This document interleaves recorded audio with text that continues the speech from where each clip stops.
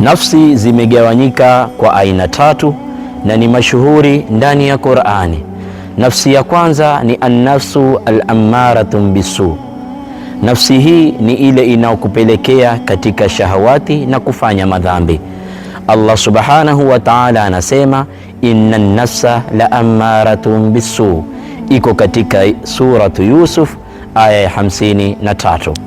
Na nafsi ya pili ni an-nafsu lawama. Nafsi hii ni ile inaopenda kulaumu na kufanya madhambi.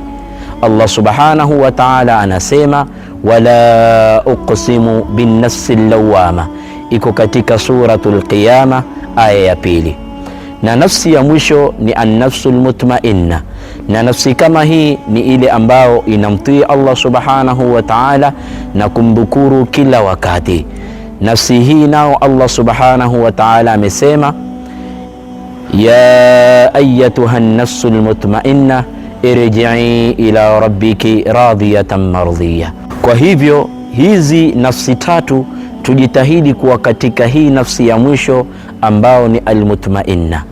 Ndo kuna mshara anasema an-nafsu tabki ala dunya wa qad alimat anna salamata fiha tarku ma fiha la dara lilmar'i ba'da al-mauti yaskunuha illa allati kana qabla al-mauti baniha fa in banaha bi khairin taba maskanuha wa in banaha bi sharrin khaba baniha.